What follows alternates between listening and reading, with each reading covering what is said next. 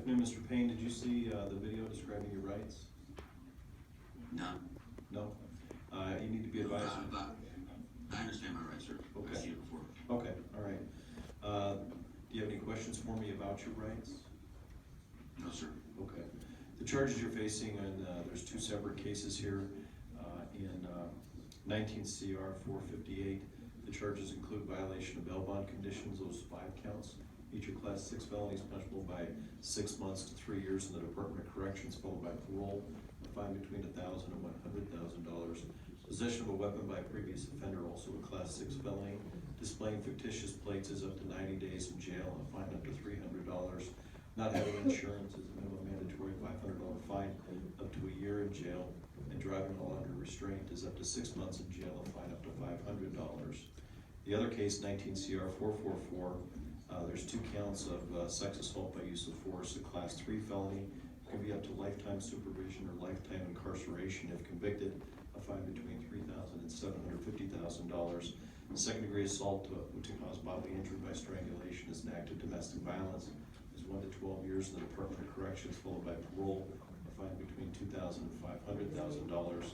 And false imprisonment by force, a class 5 felony, is 6 months to 6 years in the Department of Corrections, followed by parole, a fine between $1,000 and $100,000. Do you understand these potential penalties?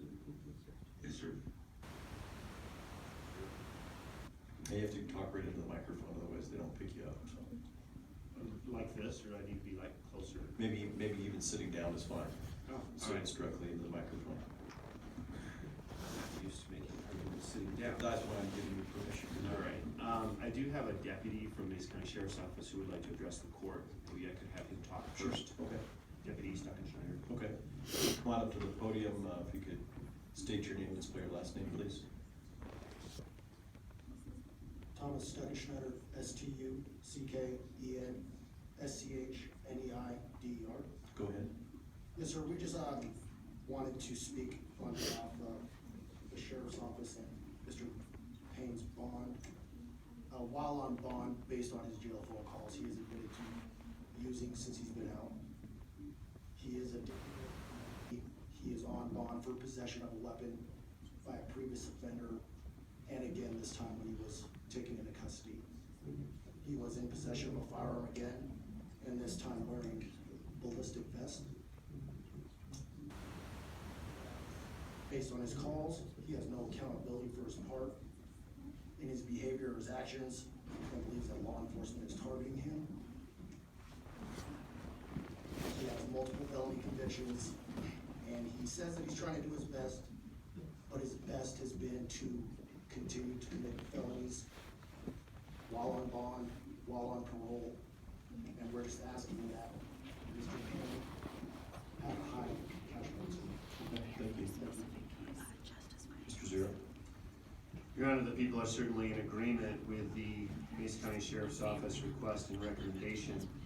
I know Your Honor's aware of some of this, but for the record, we are asking for significant cash-only bond conditions in an effort to detain Mr. Payne. If we could detain him without bail, this is a perfect individual who should be detained without bail. But since we can't, I am left to asking for significant cash-only bond conditions. My request is based on many things. One is the category 4 on the validated risk assessment, the CPAT, making him the highest risk to reoffend. Release is not recommended pursuant to our bond guidelines. He has 9 prior felonies, including weapons felonies, escape felony, 7 prior misdemeanors, and we've already given him an opportunity to be out on bond in 18 CR 1301. I did a little checking. It looks like he posted that bond, I think, on February 20 of this year. I think probably after he got off parole. I'm just intuitively thinking that's the case. He posted a surety bond with a bondsman 2 weeks later, approximately. While on that surety bond, he's caught, as the deputies indicated, with another firearm on his person and the ballistic vest with 10 rounds of ammunition in the magazine, and 1 was loaded in the chamber. Then we have the sexual assault case, which is extremely aggravated, handcuffing victims to the bed, forcing sex upon multiple women many times over, causing injury and pain, treating them really like animals, and worse than that. talking about, man? And so the people, I also know for VRA purposes, we attempted to reach out to Elizabeth Phillips, and while law enforcement has spoken with her, as you can see in the affidavit, we were not able to reach her today for this hearing. I don't believe she's in the courtroom. The other victim, Lisa Segura, we were able to contact. She is asking for no contact with him. She indicated, I'll read her quote, "I am not in that lifestyle anymore. I don't want anything to do with him. I'm afraid if he gets out, he will bother me and my family if he's released. I would like him tracked if he is released." So in the event that the defendant posts bond, we are asking in both cases for pretrial services, the mandatory protection order, no weapons or ammunition possession. It is a Brady-covered domestic violence case, the sex assault case, so we're asking for those mandatory conditions. No driving without a license. We're also asking for no contact with the victim's address, as well as GPS ankle monitoring. I would suggest cash-only bond condition at least in the amount of $50,000 for each case. Ms. Gooding?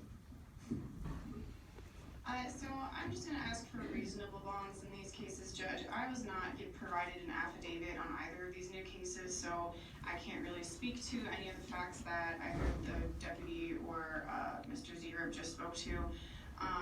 In my very short conversation with Mr. Payne this afternoon, he expressed doubts about the sexual assault case. But obviously I can't speak too much because I was not given an affidavit, so I've just asked for reasonable bonds in these cases. Could I say something, Your Honor? You can. Yeah, I apologize for my outburst right there, sir. That's okay. This is really hard on me. I've been doing this for 20 years, sir, and I despise people like this. And by the Mason County Sheriff's Department, you know, when I was out there this time, before I got out, the bondsman got me out. He told me that the Mason County Sheriff's Department begged him not to bond me out of my $5,000 cash or surety, begged him not to bond me out, but he bonded me out anyways. I was doing all my bond stuff. While I was out, I know that the detectives from I don't know if it was the police department or sheriff's department, were calling up ex-girlfriends of mine, asking them questions, and all these ex-girlfriends of mine was laughing at the sheriff's department. And I don't know what's going on here, but if you look at Thomas Tucker Schneider and his whole, it's case after case after case, they're targeting me, and he's the one that continues to target me. And I don't know, I just want to apologize for that. I'm just asking for a reasonable cash or surety bond so I get out to my family. So yes, I was wearing ballistic body armor because I am afraid of fear for my life from the sheriff's department. I have no idea about no gun, but I appreciate your time, Your Honor. Okay. Based upon the allegations, I was the one that issued the arrest warrant on the sex assault case. Bonds in each case will be $100,000 cash only. In 19 CR 444, there's no contact with Elizabeth Phillips or Lisa Segura, and no possession or attempt to purchase or possess any firearms, ammunition, or other weapons. No controlled substances with pretrial services and random testing being authorized. If you're able to post the bonds in that case, there will be GPS active monitoring, which needs to be on your ankle before release, with the exclusion zones of the address listed in the protection order of 1140 Walnut Avenue. $100,000 cash only bond as well, and 19 CR 458. No possession of any weapons, pretrial services is a condition, and no driving without a valid license. Do you understand these restrictions, Mr. Payne?